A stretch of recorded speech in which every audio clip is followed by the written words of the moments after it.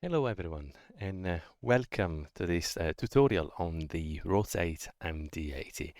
Now, Rotate MD-80 is an airplane that I purchased a few months ago, did a few flights with it, and then sort of left it to the side for no particular reason. Well, mainly because, as usual, we buy too many planes and then we don't fly enough of them. I think there was one element that put me off a little bit on the MD-80. It seemed to be the complexity of the systems, and we often joke that the overhead especially seems to be designed completely randomly, and I think that's a bit of a misconception or misperception. Mostly probably due to the fact that the tutorial that comes with the plane tends to skip a lot of the actual flows that would be done in real life, and so you sort of end up flicking switches randomly without any semblance of a sequence or anything like that. Now, recently I've actually come across what I've managed to find by looking for it, an actual FCOM on an MD-88. Now, the Rotate MD-80 actually simulates an MD-88. Here you see MD-82 simply because, well, with the liveries that come with the plane, they give you what that operator was running. Now, the exterior of M82, 83, 88 is exactly the same, so it doesn't change. The 88 was the last of the MD-80 series, and it was created mainly for a big order for Delta, and it was identical to the 82 and 83. It just had an EFIS cockpit with more technology rather than classic avionics, let's say. And now I found then a Delta FCOM, FCTM, so the Flight Crew Technique Manual, and a QRH and checklist and everything. So I was able to actually delve into actual operation. And today, well, this video is a two-part video with a cold and dark first, and then the full flight. And I've created the whole thing from the first switch to the last switch with the actual Delta FCOM. Uh, so it is, of course, a lot more complicated and it delves a lot more into details. So if you want a tutorial that will get you flying in no time, by no stretch of imagination, this is gonna be it. I've done this tutorial, I've decided to create this tutorial exactly because all the other tutorials out there seems to be the quick and fast way, which I do understand, but this aircraft is so complex and the systems are so well simulated that I think it's a shame not to use them to their full potential. Also, if you invest a little bit more time at the beginning to understand what everything is and what it does, then you can do that quick setup for a quick flight by knowing what you're doing, not thinking that, oh God, what am I missing? Why is it all so confusing? So I thought I'll create this tutorial. It took me a few days to read. Well, there's more than 1,000 pages of manual, so it took quite a lot of studying and creating checklists and everything. But I think I might give it a shot at this point. I've studied definitely enough. Now, today the flight will be a bit of a few coincidences here because, well, there's an Italian airline that used to operate the MD-82 called Meridiana.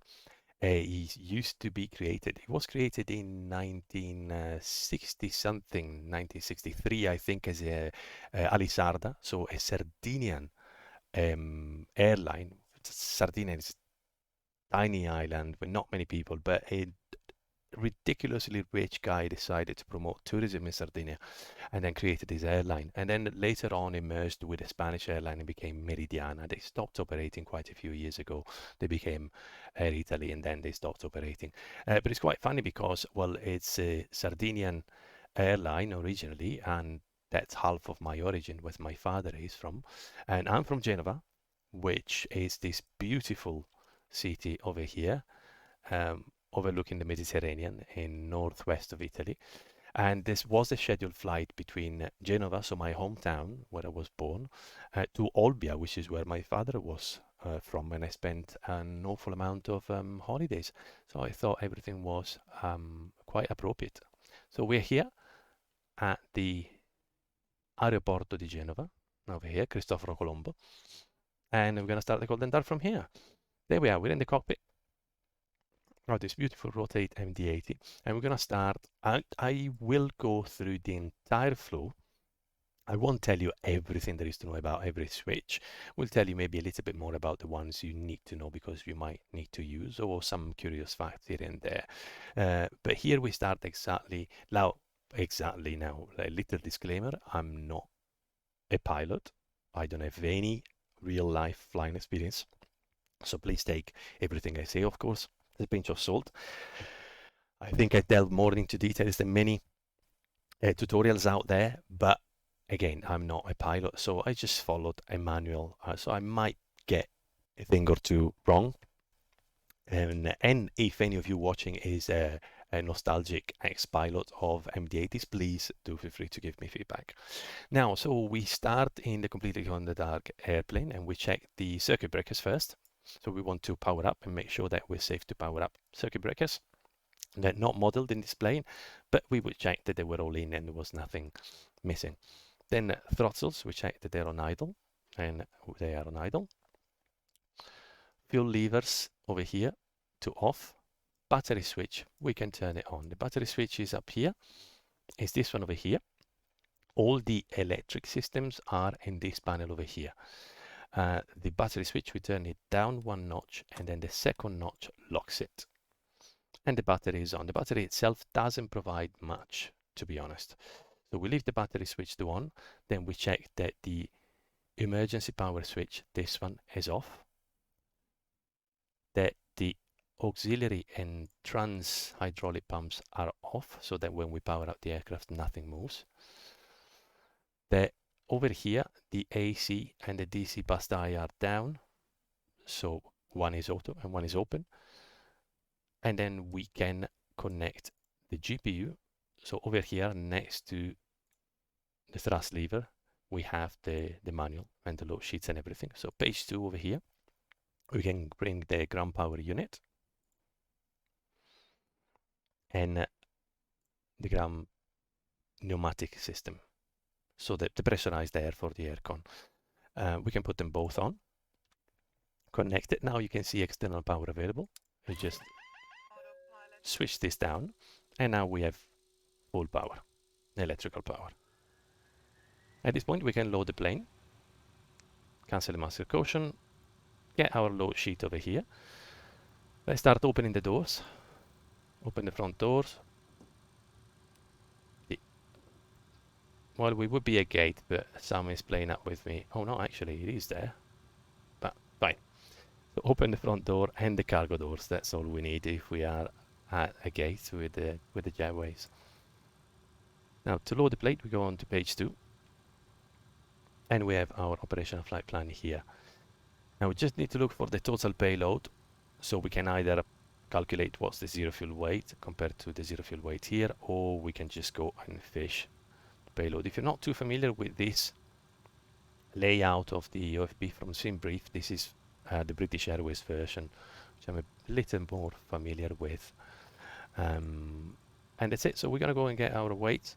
We have a payload of 17,160, so 17,160, which gives us a zero fuel weight of 52,550, and that's checked. Then we're going to go and get our fuel, which today is going to be 7436. Don't need anything extra, so we can put it precise instead of rounding, so we have the correct weights. Trip fuel. Now it gives you an excessive landing weight because you need to tell the load sheet how much fuel you're going to use, and then it will deduct that. So trip fuel is 2832. We'll insert it here, and then everything is black, so we're good. We cross check, double check the weight once again. The takeoff weight should be 59,623. Here is 59,986. There will always be a little discrepancy, which it took me a while to find out. That's because of the taxi fuel. You have 363, and this one doesn't predict. So this is the gross weight at gate before burning the taxi fuel, while the operational flight plan here gives you a takeoff weight once you burn that. And that's it, everything matches. Everything is loaded, so we go back to page 1 and we click on Start Load Fuel, Start Load Cargo, and Start Load Passengers. And the times here you can expedite if you're doing the load sheet later on through the cold and dark, but we'll leave it there for now. There we go. So at this point we start the cockpit preparation, and we'll do it in a flow manner like it would be done in real life. So we start from the very top of the overhead panel. Now all the items that I won't be switching, then they could be omitted. Of course, you could create your own checklist just with the items that I'm going to change, but I'll show you everything for today. Now, maintenance, interphone and ground surface power, all the switches are off. The engine and APU fire detect loops, all these are on both. Then we come down. These relate to systems where they receive information from, and they should be always on normal. Then we have the cockpit voice recorder. You can see there's a little needle, it's very tiny here. If you press test, it goes into the green area. And that's it, just a test for the cockpit voice recorder. Then we have the electrical panel over here, and we start by checking the left and right CSD disconnect switches are guarded and safety. The left and right generator switches are on. We check that the APU left and right switches are off for now. That's one main difference. The vast majority of tutorials I've seen there start the APU immediately straight away at gate, which is not something that would really happen. In the vast majority of times you would have to use the external power. Most airports have noise and pollution procedures to reduce as much, well, as noise and pollution. So most of the time you're allowed only like 15 minutes of APU before departure. So whenever available, you'll be using external power and the external aircon if you need it. If you didn't have the external power, of course you can use the APU. If you didn't have the external pressurized air for the aircon, and it was a very hot or a very cold place, again you would use the APU for the aircon. In this case we are okay in Genova. It's 12 degrees, so the cabin should be okay at the moment. 12 degrees, yeah, but we have the ground pressure unit, we'll use that. Now the external power switches are on as we set it on a minute ago, and the galley power is on. There we go. Then we come down. AC bus tie and DC bus tie, they stay in auto and open as we checked before. The battery is on and locked. Here we have the engine and fuel panel below the electric one, and we check that the start pump is off. We would need it on if we were starting the APU without external power. So if you don't have external power, turn this on to be able to start the APU. Now we do a little check over here. We go into the engine. So these are all your, let's say, the equivalent of an ECAM for an Airbus. It gives you all your problems and issues and etc. The third one is the engine. It's showing left and right oil pressure low. You need to do a couple of tests, a few tests. Start pump goes on. We see it's only left inlet fuel pressure low. So the right one has gone. So that means that the start pump is working. You turn it off, it's again left and right. If you turn on one of the left fuel pumps, the left one has disappeared. So that's good. And then again both. Turn the right pump on, and the right inlet fuel pressure low has disappeared. So everything works as supposed. Turn it back on as both of them, and the last check, we come here. This black knob over here is the fuel cross feed. So we open it, and at this point,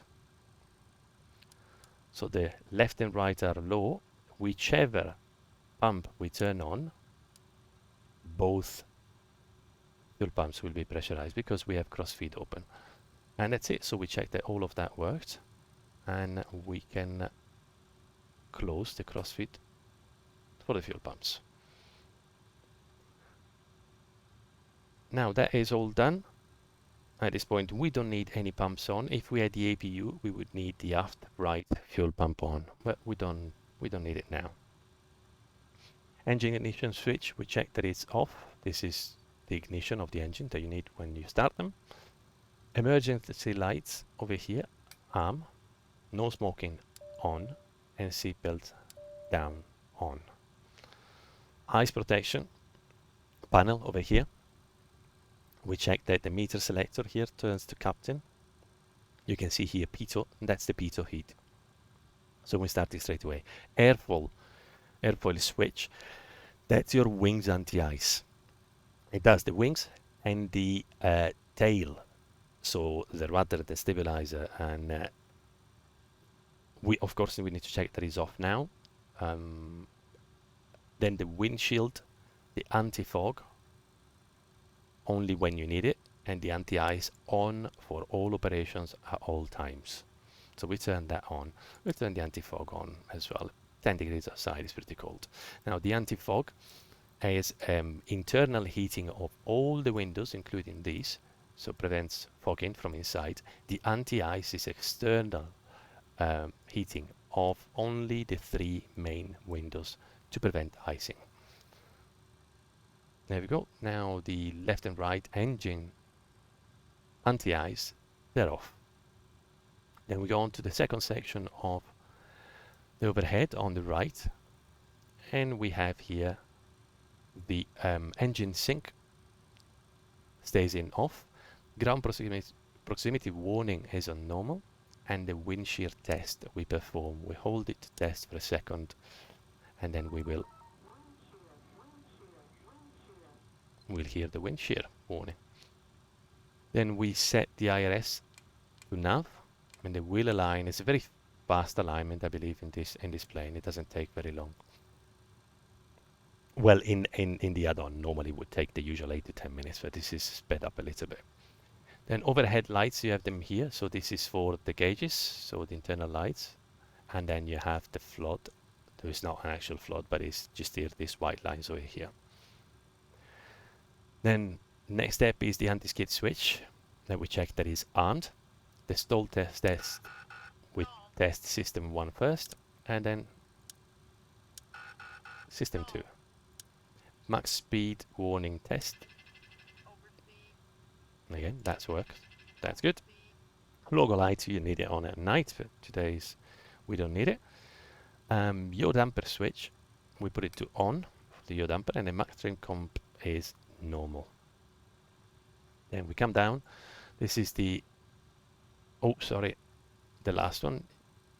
Well, the air conditioner is part of the air conditioning. So the radio rack goes to fan. So this is the fan to cool the radio racks. I believe if it's Venturi, there's a valve that lets the heat leave the airplane, while if it's on fan, it's used to warm up the cargo compartment. So you recycle that heat for more efficiency, let's say. Then we check that the 2 knobs for the temperature controls are on auto. So if they're vertical, they're on auto, and then you can move them to use them manually. The supply switch, we said we have the ground pneumatic unit on, so we can turn on the aircon.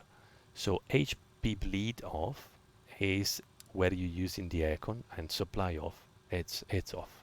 Now, you would need to see this indicator rise, and that would be the pressure. They're not, because even though we have the ground unit, we have these 2 things called pneumatic crossfeed valves closed. I thought it would be easier to just see a schematic to understand how it works. That's over here. So your air is provided either by the APU or by the GPS, so the ground pneumatic source, or by the engines. The system is very simply depicted here. So here are the ducts to the air conditioning. You can see that comes straight out of the engine. But there is a crossfeed valve that blocks the passage of the air from the APU or from the GPS. So if you want the ground power unit or the APU to provide aircon, you need to open these two valves. There are these two over here. So once you do this, you can probably hear the air starting to flow. There you go. At this point, we have air going into the aircon ducts. That's it. That's you need it only if the aircon is provided by the APU or the GPS. When you're flying, then you turn them off because the air is coming out of the engines. You will need to turn the crossfeed valves on while you're flying only if you need wing anti-ice, so the airfoil anti-ice, because you can see that the duct is here. So to get it from the engine to that duct, you need to again to turn the crossfeed valves on. And that's it. Now we have aircon going. One thing to note is that over here you see the cabin temperature 40 degrees. That's because the selector is on cabin supply, so that's the air, the supply air, the air supply that is at 40 degrees. But if you turn it to cabin, you see the cabin is at now 14 degrees, is rising slowly. And that's it. Now pressurization panel, we go down. We have the landing altitude, not the current, the landing altitude. So we check, we're going to Olbia, maybe here, it's at 37 feet, so we leave at 0. And we check the 80s. I have active sky, so you don't see me checking the 80s, but I'm on a separate window now. It's 1005, the QNH is there. This is in inches of mercury, so we need to do the conversion. We come here to altimeter, check 1005, it's 2968. You can now punch that in there. 297 approximate. Rate limit, we make sure that we don't touch that this one face each other, these two triangles, and that means that it's automatic. And that's it. Then we go on to the air conditioning shut off override, or auto, we leave it in auto. RAM air is off, and then we do the annunciator digital lights test. So all the lights, we check that all the bulbs are working around the cockpit. And that's good. We're done with the overhead. We come down to the FGCP, and which is the MCP in a Boeing or the FCU in an Airbus, and here it's called FGCP. Now we can use the lights over here. So these lighting over here, or the background lighting. And we turn the flight directors on, and we check that here on the FMA, flight mode initiator, we have heading hold and altitude hold. That's very, very important. It means the autopilot is working correctly. As we set the speed over here to V2. Now we don't have a takeoff performance calculator, so this speed will not change based on the airport you're at. So we take some traditional speed card. Now this is a visual, it's a very nice visual representation of the speed cards that come with the airplane. These were made by Graham at Reflected Reality Simulation, which is a fantastic YouTube channel. With a real pilot with years of experience that has created a lot of different tutorials for different airplanes, and is very kindly put these together. They're really, really handy. Now we know that our gross weight for today, we'll check it on our load sheet over here. The gross weight will be 60. I'm gonna go and get the relevant card over here, which is on page 16. And for 60 tons, we have for a takeoff flap 11, which is the standard. You would use 15 only for a short runway. Standard is 11. The V2 is 144. So we turn the knob there. All the knobs can be turned in two ways. You can use a scroll wheel to do fine tuning, or you can click and drag, and you can do faster movements. Okay, and then we set 144. Now the auto throttle switch stays off.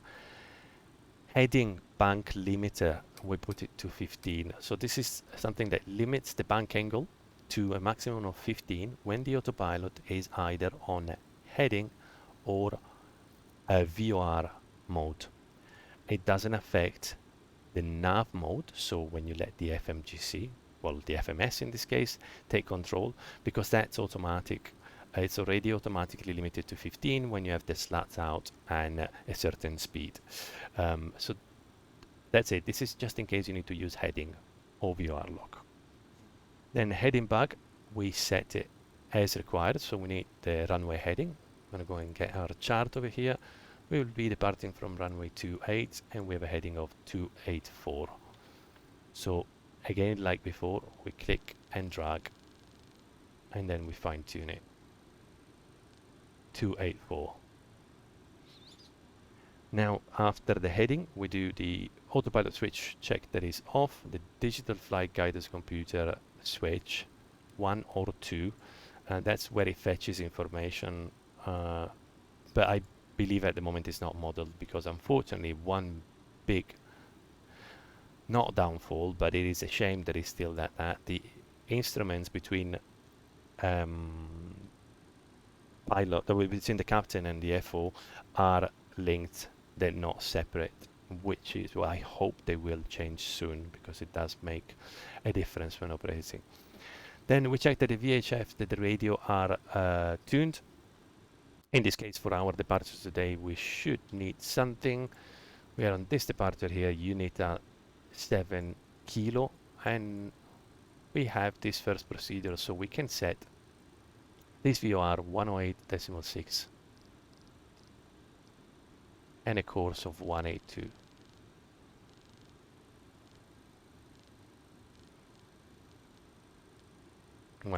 We don't need it there because we cannot use this guidance as we said. So 108.6 and 182. So that's done. We then have the lights switches over here. You can see here position and strobe. So you have off. The first step is just the position light, and the second is both position and strobe. Now, all the tutorials as you see, they make you select on first the position and then both, but there's no need on this plane. You can do on both straight away because the strobes are automatic and they turn on only when you are airborne, based on the state of the landing gear. As you can see now, the position light is on there, the little green one, and the strobes, which would be this one, don't know if you can see, but this one over here and this one at the back, they're off because we're still on the ground. So there's no need to fiddle with position and strobe. Both are on. Anti-collision lights stays off. We then check all the other exterior lights. While we're there, we check the interior lights as well. Over here, panel lights, you have your instruments, and then the floodlight. Well, this day we don't need particularly the floodlight. It's nice, makes a nice ambience. And there, and we do the PFD, the ND, so you just click this one and drag it, and again click and drag, and the FNC as well, the same, the knob over here, and you drag it, and there we go. Now we check the altimeters. So the ATC here in Genova is 997, very low pressure there. Now the altitude warning comes up because the altitude here in the MCP is set there. We can set now the first altitude, that's set at 10,000 feet. Now for the altitude, if you click and move it, this time it's actually practically the opposite. So it goes in increments of 100 feet, while if you use the mouse scroll wheel, it's increments of 1,000 feet. So we set it at 10,000 feet and we click it. So see here the FMA, there's nothing. When we click it, that's armed, and we have 10,000 feet armed. Now we check that the instruments make sense. Over here, the altitude is what we expect it to be once we set the QNH. So we have the operational flight plan here. It says 13 feet, set the QNH. Is there 15? Within 20 feet is perfect. No need to cross-check them, they're all linked together again. We check the instruments make sense. The standby attitude indicator, and the only thing that doesn't make sense is the TAS, which is 130, but that's expected. And that's it. Then we check the static air selectors. So this switch over here and this switch over here are in normal. Then we check the clocks as well. That's UTC time. Then we do the fire testing fire test, which as far as I believe is not, as far as I know, is not modeled. It just brings the most master caution light, but it doesn't seem to be working. In reality, you would have to press the loop B and the loop A together at the same time, but I can't do it there. So we'll leave that. The ART switch stays to auto. We check the oil quantity, which should be between 12 and 16 quarts, and is 14, so that's perfect. Check the fuel used reset. That's very important. Now it's 0, of course, because it's the cold and dark, but if you were to do a turnaround, you need to make sure that you reset it in between legs. Then hydraulic quantity 16 and 17. There's one extra quart on the right system because, well, there is in reality, and that's good. Then we do the fuel quantity test button. When you press this one, the fuel quantity switches to 3,000 per tank and a total of 9,000, and that's working properly. And then we set the zero fuel weight. This is important, otherwise the gross weight shown here will be wrong. You take your load sheet, check your zero fuel weight 52.5 and set it there.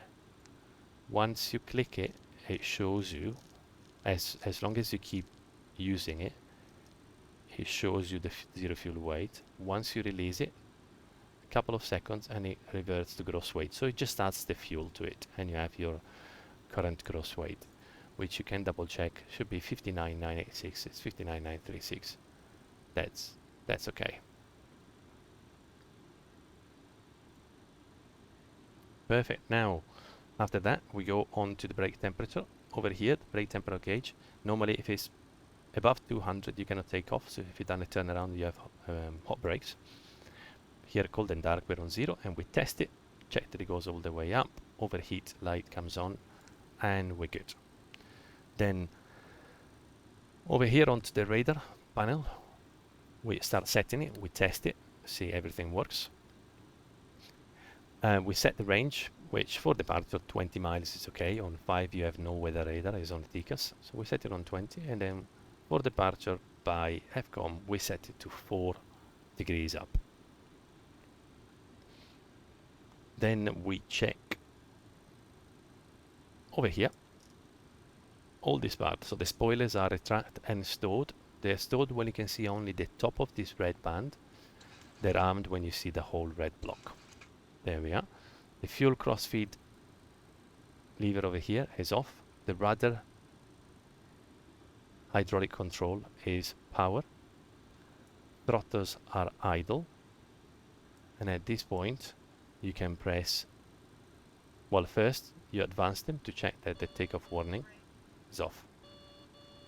It tells you brakes, flaps, and stabilizer. So brakes, flaps, and stabilizer are not set for takeoff. Very useful. If you forget only the brakes, of course, it would just say brakes. Now, we press the toga button, which is over here. Once we press the toga button, we observe there in the FMA, these two will change. Press the toga, and now it's takeoff. We need to make sure that when you take off, you've pressed the toga, but it's not the toga like in other planes where when you press the toga, the throttle advance. This one, you pre-press it to preset the autopilot. Then again, over here, outflow valve. This is for the cabin pressurization. So if it's down, it's manual, and you can set the pressurization manually, which you definitely don't want to do. So we leave it to auto. The valve, you can see this yellow tag is on valve open. As it pressurizes and you climb, it will go to close the valve and pressurize the cabin automatically. Flaps and slats are retracted, so the lever is in the up position, and the fuel levers are off. Then we set the radio. We don't need them today, we're not on VATSIM, so we're not going to set those. And then we set the transponder. We switch it to standby above, so it will scan above on the climb, and then we'll switch it to below to come down. Let's pretend we have a squawk assigned by ATC, and we put a random squawk. And then we do the test. We press the test over here, and then we check the test over here. You can see all the lights coming up. I just said TCAS system test OK. And that's good. Then rudder and aileron trim, sorry, over here. They're both on 0. 0 here and 0 here. Pneumatic crossfeed valves are on. Auto brake is off and disarmed. So up is armed, down is disarmed. And now we can do the FMS set. So FMS over here. We got our flight plan. Enter IRS position. So delete that message.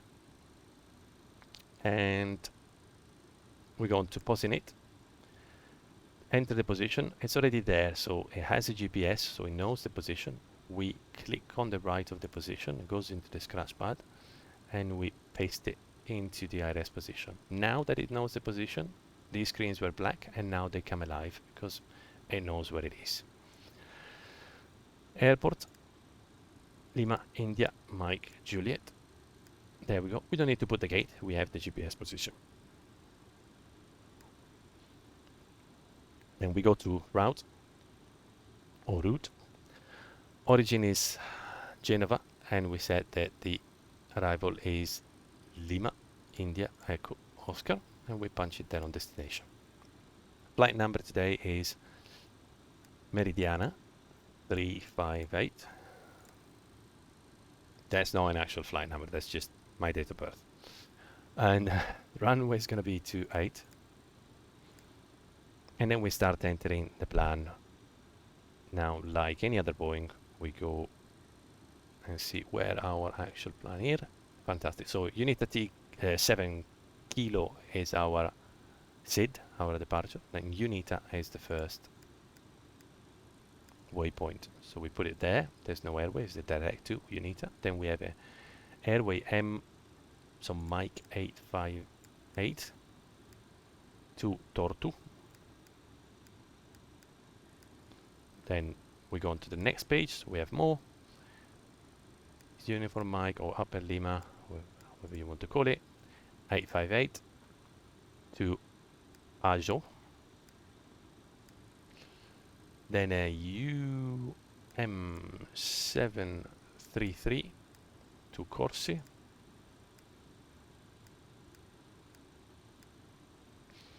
And there it is, then we just need to put the SID and the star. So we go on to departure arrival, press next to departure, and we're departing from runway. This is only selected, but we need to press on it again. And then unit 7K, and then we go on to arrival, and we will arrive on runway 13, so ILS runway 23, sorry, via the Corsi for Lima. It's a bit tricky because it's not here, and I don't know why. Normally there's an alphabetic order, but there is a second section here. It took me a while to find it the first time around. And then the transition is Millis. And that's it. Then we press route, activate, and execute. At this point we want to check that it's all correct. So we go here. These are the controls for the ND, the navigation display. So we put it onto plan, onto 20, should be good enough. And we go back there, press legs, and then we step through every single step and check that the line is connected and everything makes sense. The way down to Olbia, it's a long procedure that we'll try and cut later on. There's a hold as well that we have here, hold fix and Millis. I will delete that. So press delete, press next to it, and execute, and we cancel the hold. And that all makes sense out to the runway, so that's good. We can put this back onto map, and we can continue. We press route again, and then performance in it here. So here we need to put the weights. We'll put them from load sheet, not from operational flight plan. So we'll cross-check them, but we put them from load sheet, so we make sure that that's what we have on board, and we just cross-check them with the OFB. Now, zero fuel weight, we have 52.5. Yeah, 52.6, depends how you approximate it. Let's put 52.6. Fuel in kilograms is 7.4. And then you need to put the slash and either N for November, or A for Alpha, otherwise it won't take the fuel. November and Alpha, they're two different fuel consumption schedule. The N is normal, so if you have center tank fuel, it will burn first of all the center and then the wings, while if you have alternate, it will burn only a certain amount of the center one, then it will burn the wings up to a certain amount, and then it will finish the center before finishing the wings, and it's only related to anti-icing and something like that, but you can always use the N. There we go, 7.4/N, and we enter it there. Now the gross weight at this point, it says that is 60.0, which is correct, 60.0, and as we know, well, this one is the takeoff weight, so that's those 360 kilos of difference. The reserve fuel will take it from here. Reserve fuel is always your diversion, so your alternate fuel, and then your final reserve together here on this, and it gives you the total already here, 3.4. Cost index is not really simulated on the MD-80. I mean, it is on this FNC, but not if you go on the sim brief plan, so we'll leave 0 and then we can adjust if we need to. But here it's calculated as a 0 fuel weight. Then cruise level is going to be 290. We put it there. Crosswind. That's the cruise wind. Sorry, not crosswind. That's the cruise wind. The wind at top of climb, which is already indicated here. 310 at 75. There we go. ISA deviation. It will be calculated. You just need to put the top of climb temperature, which is minus 50. You chuck it there and it tells you automatically what's the deviation from the standard temperature. That's all filled. We press execute. Then we finish with takeoff. Takeoff, we click here and it populates the temperature already. Then we need to decide whether to use flex now or toga. If it's a long enough runway, we can use flex, so we can simulate it today. Now, if you decided to go for toga, you will need to make sure this one is pressed. Take off. That's toga. Don't get confused by the GA. That's go around.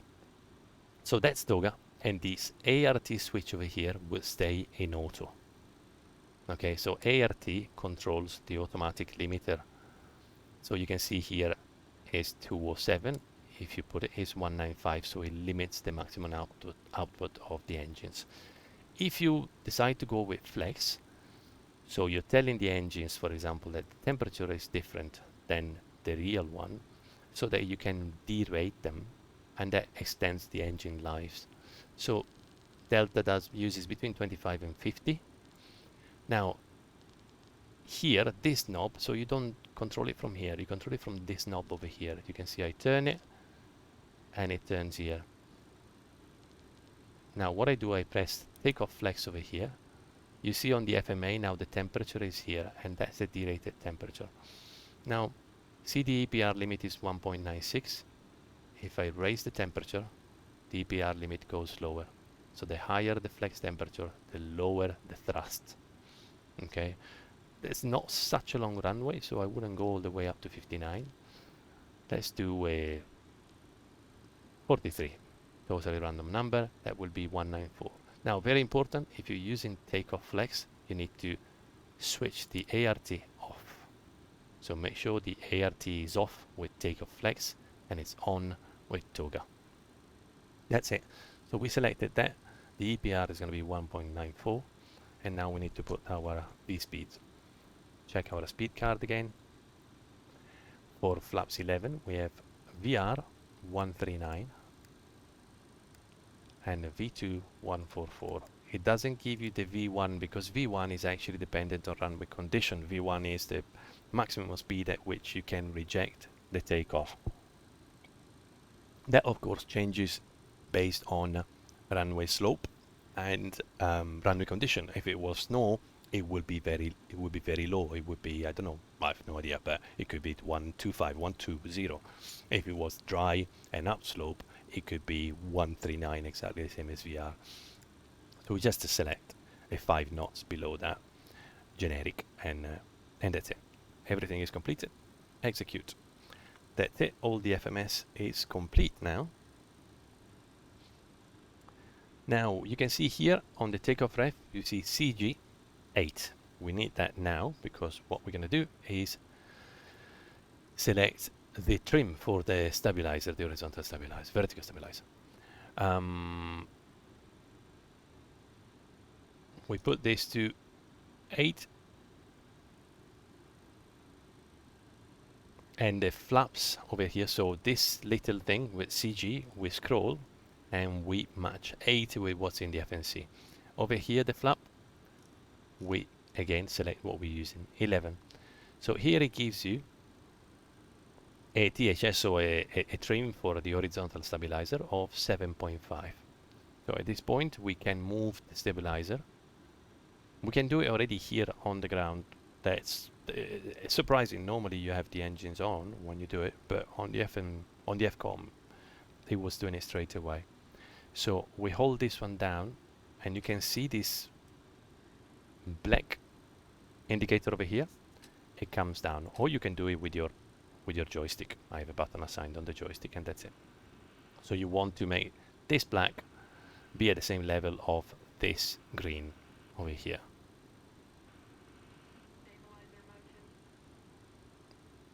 And there we go. So when you can hear, I don't know if you can hear this noise, this going off. That's when this, don't get worried if you hear this while you're flying. That's the horizontal stabilizer moving. And that's it. So that's it. Now the airspeed bags, we're gonna go and check. The airspeed bags are automatic. I believe in reality you set them by hand, I think. But, well, of course here you can't, so it's automatic. So the first one is your V1, 134.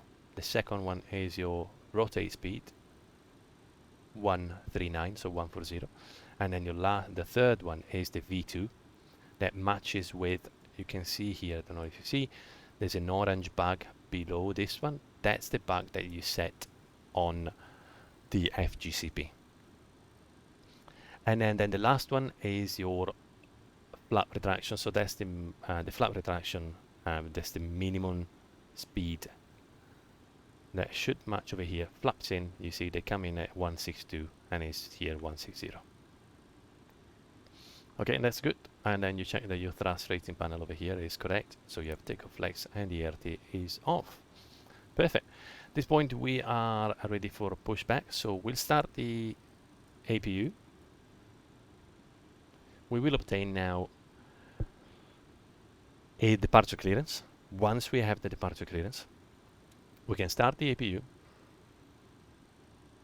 hold the switch down for a couple of seconds until you see this needle rising, and then you let it go. Now you need it to start and you need it to stay on loadless for 1 minute before you can apply any load. So we'll let it do its thing. I forgot to set the time correct actually, which shouldn't be 5 o'clock because we'll be landing in the dark and I prefer you to see everything better, so I'll leave, let's say 1 o'clock. Clock has changed here as well, so we're good. Now, what are we going to do now that the APU is starting? We're going to do a quick briefing. So we check our chart and we check that we know what we're doing. So the briefing is where we check the weather, or any particular threats, or MEL, ATM. Mainly we check the weather today here at Genova. Beautiful cable conditions, wind 140 at 08.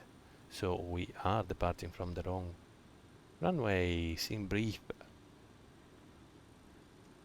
Tricked us. Okay.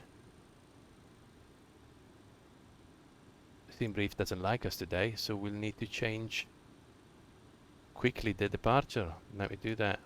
Well, happens sometimes in reality as well. Winds turns around, so we need to change things. So runway 110, the departure is the same because as you can see it has two sides to it, so not too much changes here. So what we're going to do, we're going to go into the FNC and we go departure, arrival, departure, runway 10, and we execute. Now technically that will change the flight plans as well. So we came to UNITA, and then the second waypoint is still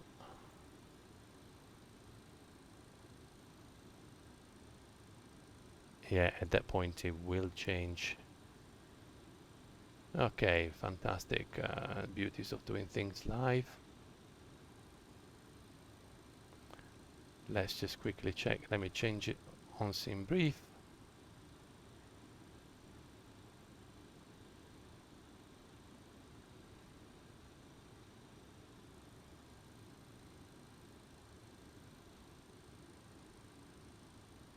Okay.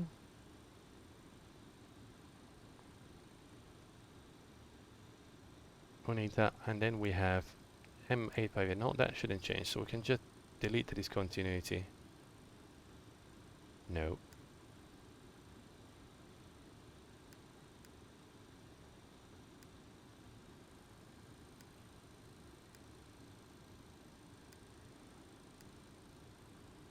Okay, let's check it there. Check it on the ND.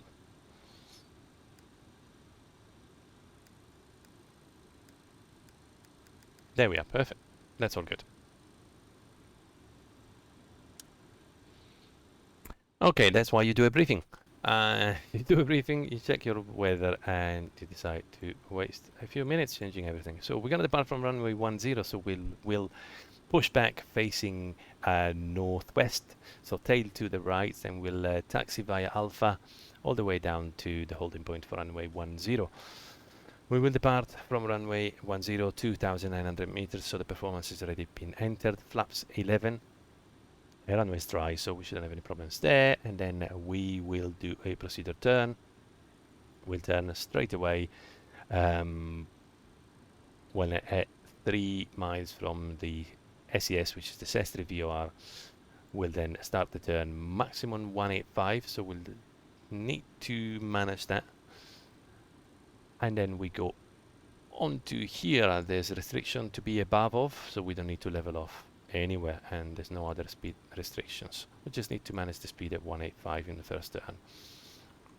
Then you can check over here quickly everything you entered. So we're flying from Genova to Olbia. We're going to be Meridiana 358, runway 10, and then you can check your performance. So go init ref, takeoff. Well, actually, let's do init ref performance. You can check your gross weights again against your flight plan, against your load sheet. We've done it already, so we know we're good with 60.0, 52.6, 7.4 is the fuel, and 290 is our flight level. And then the speeds, we know that we're doing a flex 43, which is going to be an EPR of 194, and speeds are going to be 134, 139, and 144. And there we're good. Check the prog page.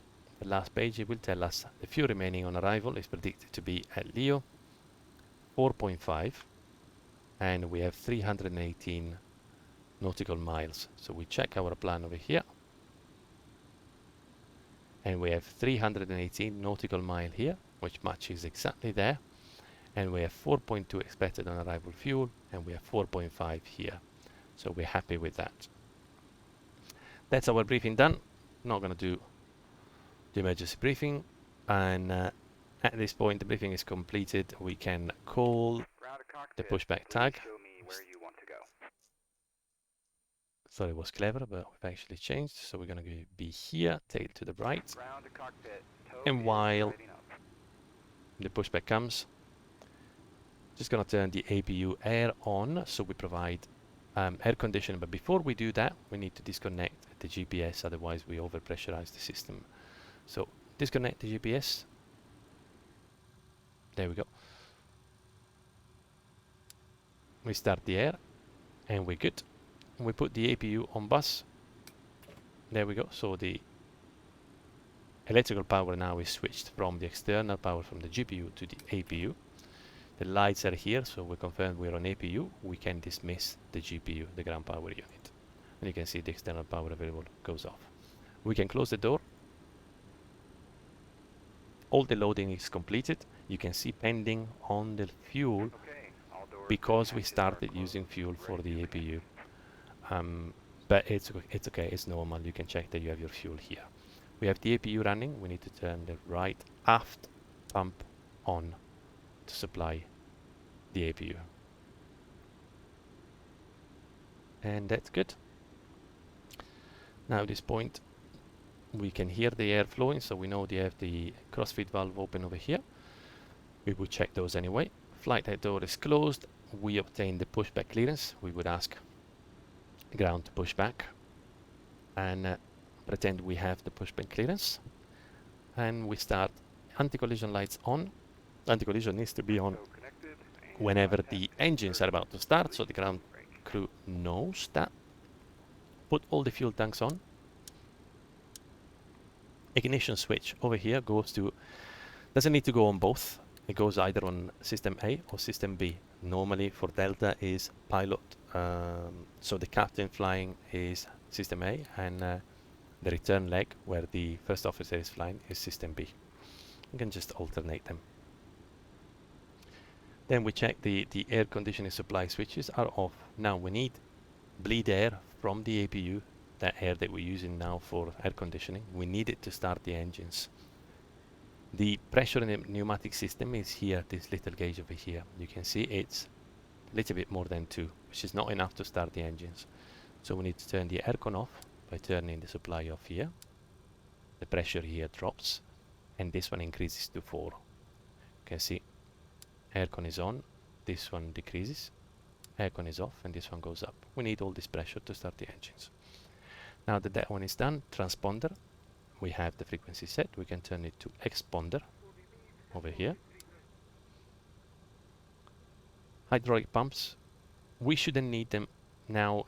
In most of the tutorials you see that you need the hydraulic pumps to low before you start. Technically on an MD-88 there isn't a low system. I think the developer said that he's going to change this one. It should be only off or high. You would turn them high when you start the plane, but there's one funny thing. If you don't have pressure, you cannot set the parking brake. Now the way I look at this here, the brake pressure accumulator, now there is no pressure accumulated there, which means that I'm likely not to be able to put back the parking brake when we push back. So in that case I would put the hydraulic pumps to low before I start, but let's make this experiment. Let's leave them off and see what happens with the parking brake. Now we are ready. Now we can push back. We've done all the things that we needed to do, and we can push back. Now the only two things that we have here are ignition system A selected, we expected it, and we have the rudder travel unrestricted. Now rudder travel, so the rudder moves, well now it doesn't move because there's no hydraulics, but the full rudder moves up to 20 degrees. Now of course you want it to move to 20 degrees only on the ground and on the takeoff roll, because when you're flying at higher speed you don't want it to move 20 degrees. The maximum I believe is 2.3 degrees when you're flying at speed at cruise. So there's an automatic system that knows the speed you're at and commands this. So when you're on the ground and when on the final phase of approach with flaps full and below a certain speed, this one comes on and you want it on because you know that you have full rudder travel when you're on the runway to keep center line. So this one needs to be on. And that's it. So I believe it's been long enough, so I will stop this part of the tutorial here, and I'll see you on the second part when we will push back and fly to Olbia. Well, thank you very much if you've made it this far, and I'll see you on the next one. Thank you. Bye now.